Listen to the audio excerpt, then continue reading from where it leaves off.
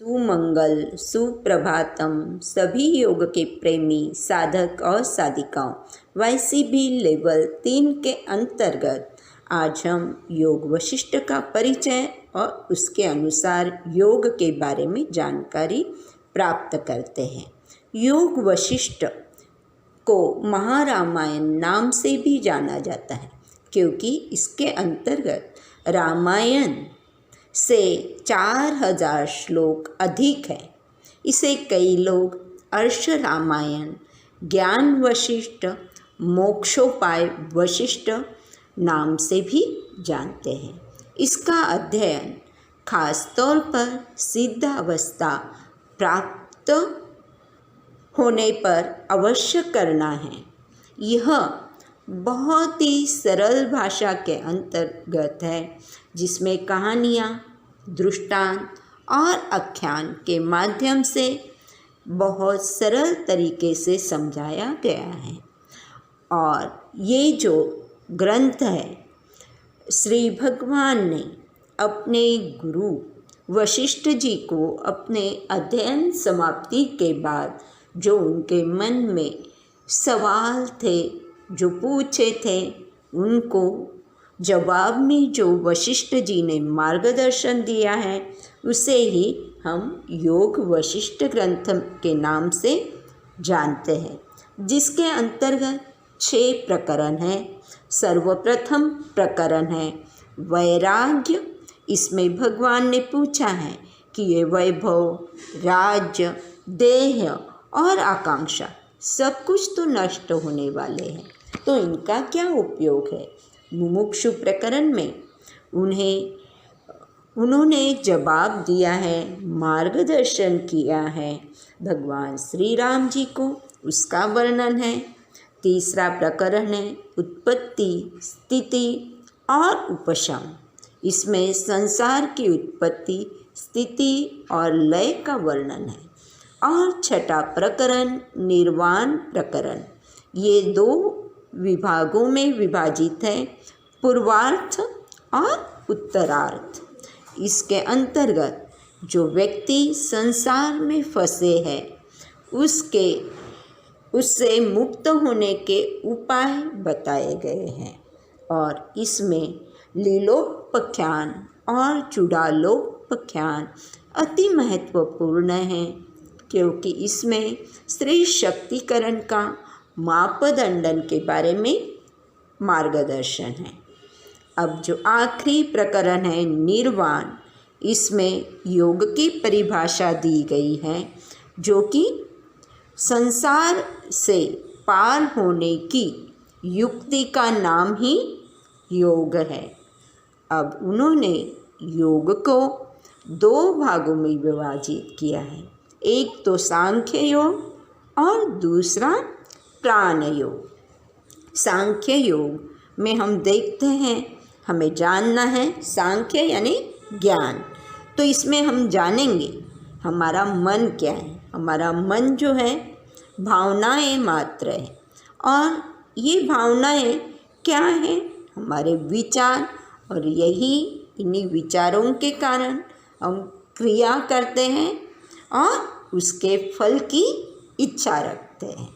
ये मन जो है जड़ और चेतन का मिलन, यानी जड़ और चेतन की गांठ ही मन है। ये मन के अंतर्गत जो संकल्प शक्ति है, जब हम उसका अनुसंधान करते हैं तो हमारी कर्मेंद्रियां कार्य करने लगती हैं, और इस मन के अंतर्गत आता है हमारा चित्त, बुद्धि और अहंकार। अब प्राण योग में उन्होंने सबसे पहले बताया है यम नियम का निरूपण। अब इसके अंतर्गत है कि जो लोग पूर्वजों के उपदेशानुसार आचरण करते हैं उन्हें धर्मात्मा कहा गया है। ये धर्मात्मा भी 2 प्रकार के होते हैं।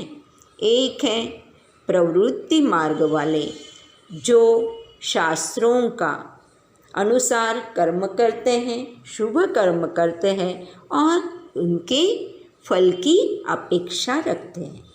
अब निवृत्ति मार्ग में जो लोग धर्मात्मा आते हैं वो जो है सभी सुख मिथ्या मात्र जानते हैं और अपने अंतकरण को शुद्ध रखते हैं, पवित्र विचार रखते हैं, स्वाध्याय करते हैं और दया भाव अपने भीतर रखते हैं, यानी इंद्रियजन्य विषयों का भी साथ साथ में वो त्याग करते रहते हैं हर पर। प्राणायाम निरूपण में उन्होंने कहा है प्राणापान सममाना धैस्ततः स हृदया नीलः, यानी आंतरिक कुंभक और बाह्य कुंभक का अभ्यास कर हम अपने मन विषयाकार वृत्तियों में होने पर भी बाह्य विषयों में रमन नहीं करता। ऐसा लाभ हमें इनसे बाह्य और आंतरिक कुंभक के अभ्यास से होता है। प्रत्याहार निरूपण में उन्होंने कहा है कि मनो विलय मात्रेन दुख शांतिर्वाप्यते, यानी मन का नाश होते ही हम शांति को प्राप्त होते हैं, यानी मन का नाश ही विद्या है। और ध्यान निरूपण में ओंकार का ध्यान करने के लिए कहा है। ओम शब्द ये है, अकार उकार और मकार मिलकर बना हुआ है और आधी मात्रा। तो अकारा यानी ब्रह्मा, उकारा यानी विष्णु, मकारा यानी शिव और अर्धमात्रा यानी तुरीय अवस्था। इस तरीके से इसे जानते हुए इसका हम ध्यान करें तो इस ध्यान से हमें समाधि की प्राप्ति होती है और उस समय हम अपने आप को मैं शुद्ध चिदानंद स्वरूप का भाव हमारे हूँ का भाव हमारे अंदर जागृत होता है और जिससे हम किसी भी दृश्य से अपना कोई संबंध नहीं रखते और यहीं से हमारा मुक्ति का द्वार खुलता है।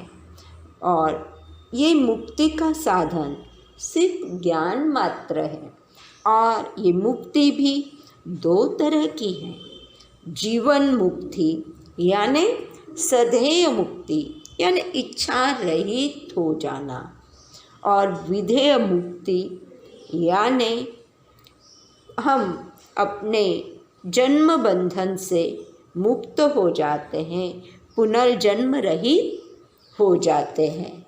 तो क्यों न हम भी इन सब उपायों को जो मार्गदर्शन हमें वशिष्ठ जी से श्री राम के माध्यम से मिला है, हम भी इसे अपने जीवन में अपनाएं और मुक्त होने के लिए तत्पर हो जाएं और जीवन मुक्त हो जाए, सधेय मुक्ति को प्राप्त हो जाए।